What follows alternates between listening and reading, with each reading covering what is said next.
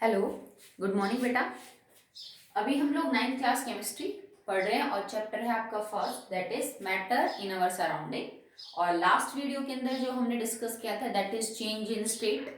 Matter एक state से दूसरी स्टेट में कैसे चेंज होता है, बस यूजिंग प्रेशर एंड टेम्परेचर। हम प्रेशर को कम या ज्यादा करके, टेम्परेचर को कम या ज्यादा करके मैटर की एक स्टेट से दूसरी स्टेट के अंदर जा सकते हैं। तो उसी जो है कॉन्सेप्ट के अकॉर्डिंग हमें एक टर्म और यूज करनी पड़ती है, that is latent heat. Okay, latent heat of fusion या फिर latent heat of vaporization. Latent का मतलब होता है हिडन, छुपी हुई, ठीक है, और हीट का मतलब गर्मी। तो लेटेंट हीट हम किस टाइप की हीट को बोलेंगे, क्योंकि हीट का मतलब तो गर्मी है। तो इसके पहले अगर हमने लेटेंट वर्ड लगाया तो ये कुछ अलग होगा हीट से, इस कुछ ना कुछ तो अलग होगा इसमें। तो ये कौन सी हीट होती है बेटा? It is the amount of heat supplied to change state of matter. अगर मैं किसी मैटर की एक स्टेट से दूसरी स्टेट में आप उसको चेंज कर रहे हो तो जो अमाउंट ऑफ हीट रिक्वायर्ड है वो लेटेंट हीट है। ठीक है, अब रिक्वायर्ड का मतलब ये नहीं है कि जैसे आपने मान लीजिए किसी लिक्विड को सॉलिड में कन्वर्ट करना हो, ठीक है, तो यहाँ पे हीट सप्लाई नहीं करनी पड़ेगी, फिर ये गलत हो जाएगा। ठीक है, आप सप्लाई कब करोगे? जब आप सॉलिड को किस में कन्वर्ट कर रहे हो? लिक्विड। लिक्विड को किस में कन्वर्ट कर रहे हो? गैस। क्योंकि जो हीट है, latent heat is the amount of heat supply. तो सप्लाई कब करनी पड़ती है? जब सॉलिड को गर्म करके लिक्विड में कन्वर्ट कर रहे हो, या फिर लिक्विड को गर्म करके हम किस में कन्वर्ट कर रहे हो? उसकी भाप बना रहे हो। समझ रहे हो अब आप? ठीक है, so latent heat is the amount of heat जो आप सप्लाई करते हो किसी मैटर को, ताकि वो अपनी एक स्टेट से दूसरी स्टेट के अंदर कन्वर्ट हो जाए। अब एक बच्चा जो है वो 1 किलो पानी को गर्म कर रहा है भाप बनाने के लिए, एक बच्चा 5 किलो पानी को कर रहा है, तो दोनों केस में हीट तो बराबर नहीं होगी। तो हम यहाँ पे अमाउंट फिक्स कर देते हैं मैटर का, तो कितना? 1 kg। अगर आप 1 kg मैटर को सॉलिड से लिक्विड में या फिर 1 kg लिक्विड को गैस में कन्वर्ट कर रहे हो, तो जो अमाउंट ऑफ हीट रिक्वायर्ड है उसको हम बोलेंगे लेटेंट हीट। समझ रहे हो आप? ठीक है, अब ये इसका जो चीज है वो निकल के कैसे आती है, ये कॉन्सेप्ट कहां से निकल के आया, ये कैसे होता है बेटा? जैसे मान लीजिए आपके पास एक बीकर है और उसके अंदर या फिर बड़ा सा आपने कंटेनर ले रखा है, उसमें आपने 1 kg आइस ले ली, ठीक है, या फिर 1 kg आइस भी मत लो, इतना जरूरी नहीं आप 1 किलो लो, चलो आप थोड़ा भी लेके करके देख सकते हो इसको। और हमने क्या किया है, इसको गैस के ऊपर रखा हुआ है या फिर बर्नर के ऊपर, ट्राइपॉड स्टैंड के ऊपर आपने इसको रखा और इसमें हमने आइस भर रखी है, ठीक है, आइस क्यूब्स डाल दी या फिर क्रश करके आपने आइस डाल दी। 1 kg की जरूरत नहीं है, मैं 1 kg बाय डेफिनेशन समझा रहे थे, आप थोड़ा सिंपल कर लीजिए इसको, चलो 100 ग्राम ही कर लो कि हमने 100 ग्राम जो है वो आइस ले रखी है और नीचे हम इसको बीकर में या फिर किसी कंटेनर के अंदर लेके इसको हम गैस के ऊपर रख के इसको गर्म कर रहे हैं ताकि मेल्ट हो जाए। ओके, और इसके अंदर एक थर्मामीटर को आप खड़ा कर दीजिए स्टैंड की हेल्प से, इसके अंदर एक थर्मामीटर को खड़ा कर दीजिए जिसके ऊपर रीडिंग्स हो। ठीक है, आप क्लियरली आपने देखा है थर्मामीटर 0 से लेके 100 डिग्री सेल्सियस की रीडिंग है, एक स्टैंड का सहारा लेके, ठीक है, और इसको आप खड़ा कर दीजिए थर्मामीटर को। ठीक है, और जब आप इस गैस को ऑन ना करो, जैसे ही तुम आइस के अंदर थर्मामीटर को रखोगे वो 0 डिग्री रीडिंग दिखाएगा, 0 डिग्री सेल्सियस।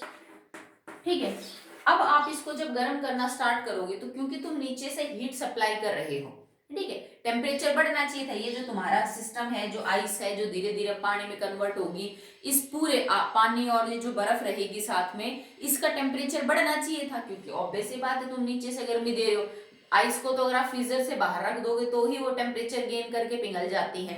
पर हम क्या नोट करेंगे, जैसे मान लीजिए पहले ये कंटेनर आइस का भरा हुआ था और तुमने इसको डिप किया बिना गैस को ऑन किए, टेम्परेचर मेजर किया थर्मोमीटर से 0 डिग्री सेल्सियस रीडिंग, और उसके बाद तुम 5 या 7 या 10 मिनट तुमने इसको नीचे से गैस को ऑन किया, तब जाके ये पूरी बर्फ पिघल के पानी बन गया।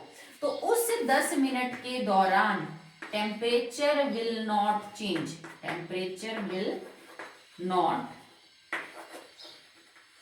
चेंज।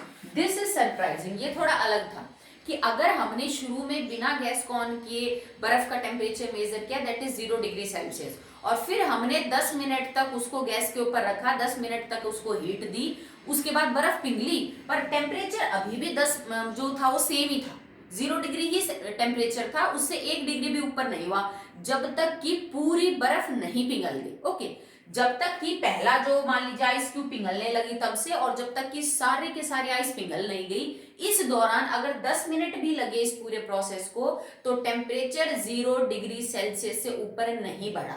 अब ये सोचने वाली बात थी, जब नीचे से गर्मी मिल रही है तो टेम्परेचर जा का रहा है, तो वो जो टेम्परेचर है ना बेटा, वो यूं समझ लीजिए कि इसमें यहाँ पे आपने जो हीट दी है वो इसका टेम्परेचर बढ़ाने में यूज नहीं होता। This heat is not used to increase temperature.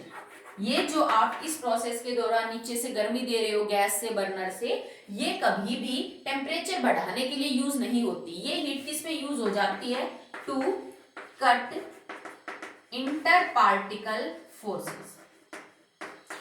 अब इसका मतलब क्या है भाई, अगर आपको आइस है, आपके पास आइस सॉलिड स्टेट में इतने पास पास मॉलिक्यूल है इसकी, ठीक है, अब आप चाहते हो कि आप इसको गर्म करके लिक्विड में कन्वर्ट करो, लिक्विड के पार्टिकल इतने दूर दूर है, तो जो आप एक्स्ट्रा हीट दे रहे हो ना, नीचे से आप इसको गर्मी दे रहे हो, वो गर्मी इन पार्टिकल्स के बीच के जो फोर्स है ना, इसको तोड़ने में यूज हो जाती है। ये फोर्स कमजोर होगी तभी तो पार्टिकल थोड़ा दूर होंगे, पार्टिकल दूर होंगे तभी तो ये सॉलिड किस में कन्वर्ट होगा? लिक्विड में कन्वर्ट होगा, ठीक है। तो यहाँ पे जो हीट सप्लाई कर रहे हो, इसका काम टेम्परेचर बढ़ाना नहीं है, इसका काम क्या है कि आइस जो कि सॉलिड स्टेट है मैटर की, वाटर की, उसके बीच में जो इंटर पार्टिकल फोर्स है, दो पार्टिकल्स के बीच में, दो मॉलिक्यूल्स के बीच में जो फोर्स है, उस फोर्स को कमजोर करना। और अगर आपको ताकत कमजोर करनी है, आपको दो चीजें पास में जुड़ी हुई हैं, आप उनको दूर करना चाहते हो, तो आप फोर्स लगाओगे तभी तो दूर होगी, एनर्जी लगाओगे, ताकत लगाओगे तभी तो वो चीज दूर हटेगी, और वो ताकत हमें यहाँ हीट की फॉर्म में हम सप्लाई कर रहे हैं। तो ये जो एक्स्ट्रा हीट दी जा रही है 10 मिनट के लिए, और फिर भी टेम्परेचर 0 डिग्री सेल्सियस से नहीं बढ़ रहा, इसका मतलब ये एक्स्ट्रा हीट इन पार्टिकल्स के बीच की फोर्स को कमजोर करने में यूज हो रही है, not in the increasing the temperature. Temperature को इंक्रीज करने में वो यूज नहीं हो रही, पर ये खाली तब तक होगा जब तक कि सारी की सारी आइस मेल्ट नहीं हो जाती। अब जब सारी आइस पिघल जाएगी और आप फिर भी गैस को ऑन किए जा रहे हो, तब इस पानी का जो टेम्परेचर वो धीरे धीरे 1 डिग्री, 2 डिग्री, 4 डिग्री, 5 डिग्री बढ़ने लग जाएगा। ओके, ठीक है। तो यहाँ पे जो प्रोसेस हुआ, जब हम किसी सॉलिड सब्सटेंस को लिक्विड में कन्वर्ट करते हैं, तो सॉलिड से लिक्विड के अंदर कन्वर्ट होने के प्रोसेस को बोला जाता है फ्यूजन, या मेल्टिंग में बोल दो, एक ही बात है, ठीक है। कि जब हम सॉलिड चीज को हीट करें और वो लिक्विड में कन्वर्ट हो जाए, मैटर एक फॉर्म से दूसरी में, तो हम इस प्रोसेस को फ्यूजन बोलते हैं या फिर मेल्टिंग बोलते हैं। तो इस दौरान ये जो हीट इन्वॉल्व हुई है, लेटेंट हीट, ठीक है, इसको हम बोलेंगे latent heat of fusion. This is known as latent heat of fusion. और जैसे हमने आइस का एग्जांपल लिया, तो आप पीछे लिख सकते हो of ice, it is latent heat of fusion of ice. और क्योंकि आपको अमाउंट फिक्स करना पड़ेगा, तो कितने की होगी वो? 1 kg की। तो आपका जो अमाउंट है that is fix for 1 kg of ice, the latent heat of fusion is 3.34 into 10⁵ joule. ठीक है, ये 1 kg का डाटा है बेटा, पर kg। अगर मेरे पास 1 किलो बर्फ है, तो उसके लिए जो लेटेंट हीट है, मतलब इतने अमाउंट ऑफ हीट उसको एब्जॉर्ब करनी पड़ेगी 1 किलो बर्फ को, तब जाके वो किस में कन्वर्ट हो जाएगी? पानी के अंदर कन्वर्ट हो जाएगी, ठीक है। इसके बाद भी अगर आप हीट दिए जा रहे हो, तब जाके वो पानी का टेम्परेचर बढ़ा देगी। इसका मतलब अगर इस पूरे प्रोसेस को होने में 10 मिनट लगे, तो 10 मिनट के दौरान यहाँ पे 0 डिग्री सेल्सियस के ऊपर पानी भी मौजूद है, और 0 डिग्री सेल्सियस के ऊपर क्या मौजूद है? आइस, जो कि थोड़ा अलग है, ठीक है भाई। 0 डिग्री सेल्सियस के ऊपर इस बीकर में 10 मिनट तक टेम्परेचर घटा नहीं, तो पानी, क्योंकि बर्फ पिघलना स्टार्ट कर चुकी थी, तो पानी भी बन रहा था, और कुछ बर्फ नहीं भी पिघली थी, तो वो बर्फ भी थी वहां पे। तो इसका मतलब यहाँ पे इस कंटेनर में, बीकर में, कुछ टाइम के लिए जो बर्फ और जो पानी है, वो दोनों एक साथ 0 डिग्री सेल्सियस के ऊपर क्या होते हैं? पाए जाते हैं, ठीक है। ओके, चलिए, अब आपसे कोई क्वेश्चन पूछ सकता है कि बेटा मेरे पास एक तो 0 डिग्री सेल्सियस पानी है, और एक मेरे पास 0 डिग्री सेल्सियस बर्फ है। मान लीजिए आपके पास एक आइसक्रीम है, आप उसको कुछ देर के लिए ठंडा करना चाहते हो, आप उसको स्टोर करके रखना चाहते हो, और ठंडा करना है आपको, उसको बाद में खाना है आपको। आपके पास दो ऑप्शन है, या तो आप 0 डिग्री सेल्सियस पानी से उसको ठंडा करिए, मतलब उसको वहां रख दो जहां पे 0 डिग्री सेल्सियस पानी है, उधर ठंडा करें। एक 0 डिग्री सेल्सियस बर्फ में रखो आप, तो आप उसको ठंडा करें। कौन सा बेटर कूलिंग करेगा? अब तुम कहोगे मैडम दोनों का है तो टेम्परेचर सेम है, जब 0 डिग्री सेल्सियस पे ही है पानी भी और बर्फ भी, तो दोनों बराबर ठंडा करेंगे? नहीं करेंगे बेटा। आप इस चीज को यूं समझेंगे, ice eight 0 degree Celsius is better in cooling than water at 0 degree Celsius. ठीक है, अब इस चीज को समझेंगे कैसे। अब हमने लिखा क्या है कि अगर आपके पास बर्फ है तो बर्फ 0 डिग्री सेल्सियस के ऊपर ज्यादा ठंडक पहुंचाएगी किसी भी सब्सटेंस को जिसके कांटेक्ट में आप उसको रखोगे, बजाय कि अगर आपके पास 0 डिग्री सेल्सियस के ऊपर पानी मौजूद है। तो कैसे करेंगे? क्योंकि बेटा आइस जो है ना, आइस में टेंडेंसी है कि वो जैसे ही गर्मी लेके वो पानी में कन्वर्ट हो जाएगी। जैसे मान लो कि तुम्हारे पास एक आइसक्रीम है, ठीक है, तुम्हारे पास आइसक्रीम है और आप इसके कांटेक्ट में बर्फ रख रहे हो, बर्फ के आइस क्यूब रखे आपने, एक कंटेनर में आइस क्यूब डाल के उसमें आपने स्कोन को खड़ा कर दिया और एक बार नीचे पानी डाल दिया एक बीकर में, वही 0 डिग्री सेल्सियस के ऊपर पानी है और उसमें आपने इस आइसक्रीम को जो है वो खड़ा कर दिया। और हम दोनों सिचुएशंस में चेक करेंगे कि किस में बेटर कूलिंग होगी। तो देखो, जब ये आइस इसके कांटेक्ट में आएगी तो आइस के अंदर टेंडेंसी क्या है कि वो बाहर से कहीं से भी गर्मी लेगी और खुद किस में कन्वर्ट होने लगेगी? पानी में। भाई बर्फ जो है वो कन्वर्ट किस में होने लगेगी? पानी में। तो अगर आइस को गर्मी चाहिए पानी में कन्वर्ट होने के लिए तो ये गर्मी कहां से लेगी? फ्रॉम आइसक्रीम, या वो भी कोई भी वो चीज जिसको आपको ठंडा करना है। जैसे हम कोल्ड ड्रिंक वगैरह को कई बार ठंडा करने के लिए उसको बर्फ के चारों तरफ बर्फ लगा देते हैं। तो अगर इस आइसक्रीम को ठंडा होना है तो ये आइस क्या लेगी? इस आइसक्रीम से गर्मी लेगी और खुद क्या हो जाएगी? मेल्ट होना स्टार्ट होगी। ठीक है, या फिर यूं समझ लीजिए आपने अगर कंटेनर को बंद वगैरह भी सब कुछ कर रखा है तो भी ये इससे एनर्जी लेगी, लेटेंट हीट ऑफ जो फ्यूजन है वो। और अगर आइसक्रीम अपनी गर्मी आइस को देगा तो इसकी एनर्जी क्या हो जाएगी? कम। इसका मतलब ये बेटर कूलर है। ठीक है, ये ज्यादा ठंडा लगेगा आपको एज कंपेयर टू द पहले की सिचुएशन में। आइस बेटर कूलिंग क्यों करती है 0 डिग्री सेल्सियस पे? बिकॉज आइस जो है वो जिस भी मैटर के कांटेक्ट में आपने उसको रखा है उससे गर्मी लेती है इन the form of latent heat of fusion. और अगर आप किसी चीज में से गर्मी को बाहर निकाल दोगे तो वो पहले के बजाय तो ठंडा ही होगा। ठीक है, मान लो किसी चीज का टेम्परेचर 30 डिग्री सेल्सियस है, आपने उसमें से 5 डिग्री सेल्सियस कम कर दिया तो 25 डिग्री सेल्सियस, पहले के मुकाबले तो ये ठंडा ही हुआ। ठीक है, तो आइस 0 डिग्री सेल्सियस पे किसी भी चीज को बेटर ठंडा कर सकती है। क्यों? क्योंकि वो लेटेंट हीट ऑफ फ्यूजन लेगी उसमें से, और लेटेंट हीट ऑफ फ्यूजन लेगी तो उस चीज में से गर्मी को बाहर निकालेगी और उसको क्या करेगी? ठंडा।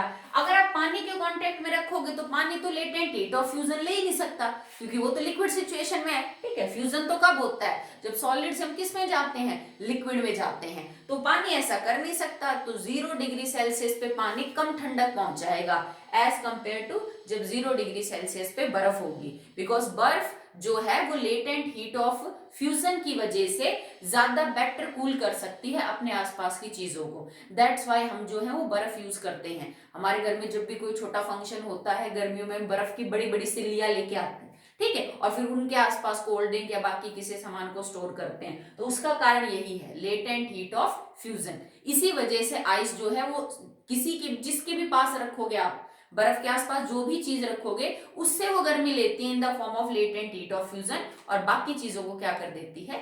ठंडा करती है। ठीक है, चलिए नेक्स्ट है इसी टाइप का एक क्वेश्चन है। जैसे, और जरूरी नहीं ना कि हम हमेशा लिक्विड सॉलिड से लिक्विड ही चेंज करें। हम करने को तो अगर स्टेट बदलनी ही है तो बेटा हम लिक्विड से गैस भी कर सकते हैं। ओके, तो लिक्विड से गैस के लिए फिर टर्म अलग हो जाएगी, it is latent heat of vaporisation.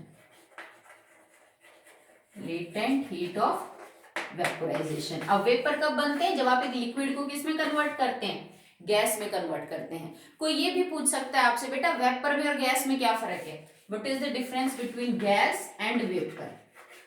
तो वेपर बेटा किसके होते हैं? जो सब्सटेंस रूम टेम्परेचर पे लिक्विड है और हीट करने पे वो गैस में कन्वर्ट हो जाए तो उसके वेपर बनेंगे। अगर जैसे पानी है, रूम टेम्परेचर पे लिक्विड है, पेट्रोल है, डीजल है, केरोसिन ऑयल है, ये रूम टेम्परेचर पे लिक्विड होते हैं नॉर्मल टेम्परेचर पे। हाँ, गर्म करोगे तो इनकी ये गैस में कन्वर्ट हो जाएंगे।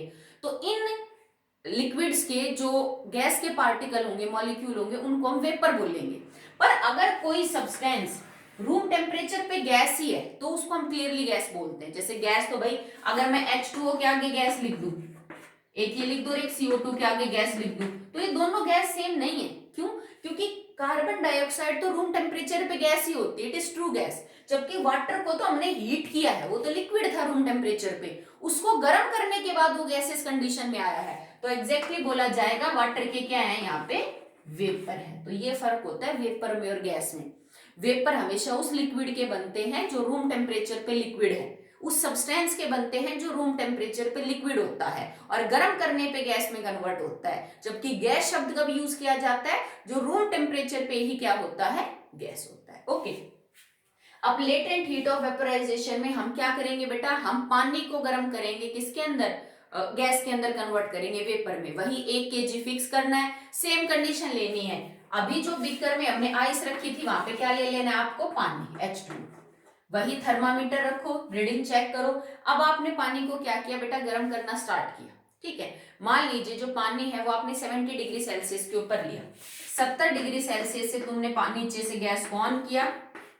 ठीक है, 70 से 80 हुआ, 90 हुआ, और फिर आपको लगा कि 100 डिग्री सेल्सियस टेम्परेचर हो गया। Now the water starts boiling, क्योंकि 100 डिग्री सेल्सियस पानी का क्या है, बॉइलिंग पॉइंट है।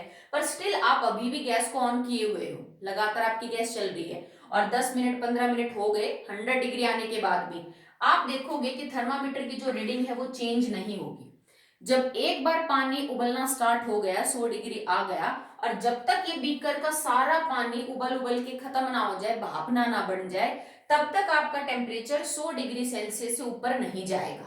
इसका कारण भी बिल्कुल वही है जो हमने लास्ट पढ़ा, कि यहाँ जो टेम्परेचर है ना, वो यूं समझ लीजिए आप बेटा कि हीट जो आप टेम्परेचर दे रहे हो या फिर गर्मी जो दे रहे हो, वो गर्मी टेम्परेचर को बढ़ाने में यूज नहीं होती, वो गर्मी इन मॉलिक्यूल्स की फोर्स को तोड़ने में यूज होती है। अब आपके पास लिक्विड है, इतने दूर दूर पार्टिकल है, आपको गैस में कन्वर्ट करने हैं, तो मुझे ये फोर्स तोड़नी पड़ेगी, तभी तो ये दूर दूर होंगे। ये जो एक्स्ट्रा हीट आप सप्लाई कर रहे हो ना, ये बस इस फोर्स को तोड़ते रहते हैं, और इनका काम टेम्परेचर बढ़ाने का नहीं होता। हाँ, जब ये अपना ये सारा काम कर चुके होंगे ना, कि सारा का सारा जो पानी है वो भाप बन के उड़ चुका होगा, तब आपका टेम्परेचर बढ़ जाएगा। या फिर जहां पे ये सिचुएशन थी आइस के केस में, कि जब सारी की सारी बर्फ पिघल चुकी होगी, तब जाके आपका टेम्परेचर जो है वो बढ़ जाएगा। लास्ट केस में हमने इसको बोला था लेटेंट हीट ऑफ फ्यूजन, और ये है लेटेंट हीट ऑफ वेपोराइजेशन। ठीक है, तो यहाँ पे जो एक्स्ट्रा एनर्जी दी जाती है वो काइनेटिक एनर्जी में कन्वर्ट नहीं होती मॉलिक्यूल्स की, that is simply used to break the forces between the different particles of the matter. चाहे आप उसको सॉलिड से लिक्विड में कन्वर्ट कर रहे हो, या फिर लिक्विड से किस में कन्वर्ट कर रहे हो, गैस के अंदर कन्वर्ट कर रहे हैं।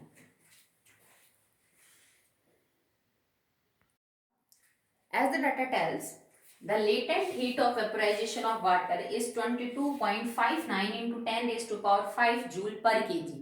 जैसा हमने आइस के केस में लिखा था 3.34 into 10 raised to power 5 joule पर केजी, वो आइस के लिए 1 kg ऑफ आइस के लिए लेटेंट हीट ऑफ फ्यूजन थी। तो 1 किलो पानी के लिए 22.59 गुना 10 की पावर 5 जूल पर KG latent heat of vaporisation. ठीक है, सेम कंडीशन है बेटा कि पानी का टेम्परेचर तब तक नहीं चेंज होगा जब तक कि सारा वाटर इवोपोरेट ना हो जाए, और एक टाइम के आपको कई देर के लिए ऐसा लगेगा कि 100 डिग्री सेल्सियस के ऊपर एक तो पानी H2O लिक्विड और 100 डिग्री सेल्सियस के ही ऊपर H2O गैस दोनों एग्जिस्ट कर रहे हैं, करेंगे भाई। 100 डिग्री सेल्सियस के ऊपर कुछ पानी के मॉलिक्यूल तो भाप बन के उड़ गए, पर 100 डिग्री सेल्सियस के ऊपर अभी पानी और बाकी है जो उबल रहा है, तो 100 डिग्री सेल्सियस के ऊपर आपको पानी भी मिल जाएगा इस कंडीशन में, और 100 डिग्री सेल्सियस के अंदर आपको क्या मिल जाएगा, वेपर्स भी मिल जाएंगे। अब जैसे हमने आइस के केस में प्रूव किया था कि 0 डिग्री सेल्सियस पे बर्फ ज्यादा ठंडी है as compare to 0 degree Celsius water,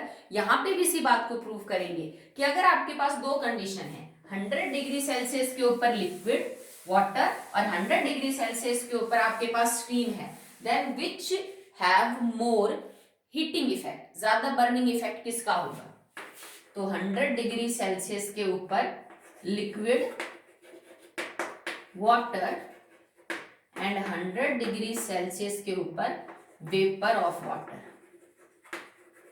ज्यादा गर्मी किस में है, ज्यादा गर्म कौन होगा? तो बेटा जो वेपर है, जिसको हम स्टीम भी बोल सकते हैं, भाप, इसके अंदर ज्यादा गर्मी पाई जाएगी। ठीक है, अगर मतलब ये कह दे आपसे कोई कि आप बेटा 100 डिग्री सेल्सियस गर्म पानी में हाथ दे लीजिए और एक बार आप 100 डिग्री सेल्सियस गर्म भाप में, तो ज्यादा हाथ किस में जलेगा? 100 गर्म जब आप डिग्री सेल्सियस भाप को टच करोगे तो। ठीक है, क्योंकि भाप कब बनी? देखो लिक्विड से स्टीम कब बना? जब लिक्विड ने एक्स्ट्रा एनर्जी एब्जॉर्ब की in the form of latent heat of vaporization. सीधी सी बात है भाई, लिक्विड वाटर स्टीम में कब कन्वर्ट हुआ है? जब उसने लेटेंट हीट ऑफ वेपोराइजेशन को एब्जॉर्ब किया। तो इसका मतलब टेम्परेचर बेशक से वही हो, पर अमाउंट ऑफ एनर्जी तो ज्यादा है ना स्टीम में, तभी तो इसको लेटेंट बोलते हैं। आप समझो इस बात को। ठीक है, कि लेटेंट क्यों बोला जाता है? क्योंकि ये वो एनर्जी है जो छुपी हुई है, टेम्परेचर के फॉर्म में आपको नहीं दिखती। आप इस चीज को गलत समझ सकते हो कि मैडम टेम्परेचर तो दोनों का सेम ही है, 0 डिग्री सेल्सियस आइस और 0 डिग्री सेल्सियस जो है वो पानी। यहाँ पे 0 डिग्री 100 डिग्री सेल्सियस पानी, 100 डिग्री सेल्सियस वेपर। ये वो हीट है जो छुपी हुई है, एक्चुअली में दिखती नहीं है, पर इसका असर होगा। ठीक है, टेम्परेचर से नहीं दिखाई असर, बट एक्चुअली में एब्जॉर्ब हुई है। तो जब आपने लिक्विड को लेटेंट हीट ऑफ वेपोराइजेशन दिया, तो उसने उसको लेके और तब वो स्टीम में कन्वर्ट हुई। तो एक्चुअली में स्टीम में ज्यादा एनर्जी है एज कंपेयर टू क्या? लिक्विड। ठीक है, और ये आपका हाथ ज्यादा जलाएगी एज कंपेयर टू अगर आपके ऊपर गर्म पानी गिरे। तो उबलता हुआ गर्म पानी गिरेगा तो हाथ कम जलेगा एज कंपेयर टू अगर आपने कोई चीज गर्म करने के लिए रखी है और उसमें अच्छी भाप बन रही है और आपने उसको थोड़ा ढक्कन हटाया और वो भाप आपके हाथ पे लग गई, तो भाप से आप ज्यादा जलोगे as compare to boiling water, because it contains more energy in the form of latent heat of vaporization. I hope आपको क्लियर है। ठीक, चलिए अब एक ग्राफ प्लॉट करते हैं बिटवीन टेम्परेचर एंड टाइम। अगर आपको एक स्टेट से दूसरी स्टेट के अंदर जो है इंटर कन्वर्जन करना है, तो एक ग्राफ है। ग्राफ तो सिंपल है, पर आपको इसको बनाना आना चाहिए कि आपने इसको कैसे बनाया, प्लॉट कैसे किया, कौन सी लाइन किसके बारे में बताती है। यहाँ टाइम है, मतलब धीरे धीरे टाइम आपका इधर बढ़ रहा है और इधर टेम्परेचर बढ़ रहा है। ठीक है, और हम इसमें बेस्ट एग्जांपल वाटर का लेके चलते हैं क्योंकि वो बहुत फेमिलियर है हमसे। हम उसके आइस, उसके वेपर और उसका लिक्विड, तीनों स्टेट से क्या है बेटा? वाकिफ है। मान लीजिए मैंने अपनी रीडिंग स्टार्ट किया फ्रॉम -10 डिग्री सेल्सियस। यहाँ आ जाएगा 0 degree Celsius, 10 degree Celsius, 20 degree, 30, 40, 50, 60, 70, 80, 90 and 100। थोड़ा ज्यादा ऊपर हो गया, इसको चेक कर लीजिएगा। आप अपने थोड़े पास पास बना लीजिएगा क्योंकि 100 तो लेना ही पड़ेगा। ओके, 100 पे आपका जो वाटर है उसका क्या आ जाएगा बेटा? Boiling point. अब देखो, मान लो तुमने जो पानी ले रखा है फिलहाल वो माइनस, पानी तो क्या है एक्चुअली में? आइस है। आपके पास जो बर्फ है वो फ्रीजर से आपने निकाल ली और उसके ऊपर -10 डिग्री सेल्सियस उसका टेम्परेचर है। आपने उसको गर्म करना स्टार्ट किया। तो जब तुम गर्म करोगे तो जैसे टाइम आगे धीरे धीरे बढ़ेगा, मान लो 2 मिनट लगे तुम्हें 10 डिग्री सेल्सियस वाली बर्फ को गर्म करके 0 डिग्री सेल्सियस पे लाने में, तो आप इस लाइन को यूं बढ़ाएंगे। ठीक है, और मान लो ये आपका जो ग्राफ है वो मिनट में है, ये 2 मिनट है। मैं अप्रोक्सीमेट बात कर रही हूँ, हम यहाँ पे आप रीडिंग लिखो ना लिखो कोई बात नहीं, मैं सिर्फ समझाने के लिए बता रही हूँ। ये 4 मिनट मान लो, ये 6 है, ये 8 मिनट है, ये 10 मिनट है, ये आपके मान लीजिए 12 है, ये 14 मिनट, यूं आपका ग्राफ चल रहा है। Okay, temperature, time, sorry time. ठीक है, अब यहाँ पे आ गया। अब 2 मिनट बाद जैसे ही -10 डिग्री से टेम्परेचर 0 डिग्री सेल्सियस हो गया, अब तुम्हारे को मान लो कि 2 से लेके 4, मतलब टोटल ये 4 मिनट लग गए पूरी बर्फ को आइस जो थी उसको पानी में कन्वर्ट करने के लिए। तो हमने क्या देखा कि लेटेंट हीट ऑफ फ्यूजन की वजह से ये जो टेम्परेचर है वो अब क्या नहीं होगा बेटा? घटेगा नहीं, या बढ़ेगा ना, कम होगा ना ज्यादा होगा। ये टेम्परेचर 0 डिग्री सेल्सियस ही रहेगा जब तक कि बर्फ यहां से और यहां तक, भाई देखो 10 से लेके 0 तक तो बर्फ ही थी क्योंकि 0 डिग्री सेल्सियस से नीचे बर्फ पिघलती नहीं, और 0 डिग्री से और जब तक पूरी बर्फ नहीं पिघल गई तब तक भी हमारा टेम्परेचर नहीं बढ़ेगा। ओके, अब 6 मिनट बाद देखो, एक्चुअली में स्टार्टिंग से 6 मिनट बाद और 0 डिग्री सेल्सियस के 4 मिनट बाद आपके सारी जो बर्फ थी वो किस में कन्वर्ट होगी बेटा? पानी में कन्वर्ट होगी। अब तो टेम्परेचर बढ़ेगा क्योंकि अब तो सारा ही पानी है। ठीक है, अब आपने टेम्परेचर बढ़ाया और देखो अब टेम्परेचर बढ़ाओगे तो पानी जाके बॉयल कहाँ होगा बेटा? On the 100 degree Celsius. अब बिना 100 डिग्री सेल्सियस क्या है तो कुछ होना नहीं, क्योंकि तुम यहां से स्टार्ट कर रहे हो 0 डिग्री सेल्सियस और तुम टाइम गुजारते चले गए और तुम्हें लगा, ठीक है, जस्ट समझाने के लिए बेटा, data are not accurate, okay, मैंने अपनी रीडिंग ले रखी है। तो 14 मिनट गर्म करने के बाद आपको लगा कि जो आपका वाटर है इट स्टार्ट्स बॉइलिंग, इसका मतलब ये हुआ कि अब 100 डिग्री टेम्परेचर आ चुका है, क्योंकि पानी 100 डिग्री सेल्सियस से नीचे बॉइल करेगा नहीं, ओके। अब आप इसको इसके भी आगे तक गर्म करते रहिए, आप 16 मिनट तक, आप 18 मिनट तक, आप 20 मिनट तक इसको गर्म करिए, और इसका टेम्परेचर अभी भी क्या है, चेंज नहीं होगा, ठीक है। कब तक चेंज नहीं होगा, जब तक कि आपका जो सारा का सारा लिक्विड है वो किस में कन्वर्ट हो जाएगा, स्टीम में। अब आपको लगा कि भाई 20 मिनट के बाद, 40 मिनट के बाद सारा का सारा जो लिक्विड है वो कन्वर्ट हो चुका है स्टीम के बाद, and still you are heating, तो स्टीम का टेम्परेचर बढ़ जाएगा, फिर ये आपका ग्राफ ऊपर की तरफ चला जाएगा, ठीक है। तो ये हमने वाटर के केस में चेंज इन स्टेट का जो है वो ग्राफ प्लॉट किया। अब 0 डिग्री सेल्सियस से यहां तक का प्रोसेस आपको क्या दिखाता है, मेल्टिंग ऑफ आइस।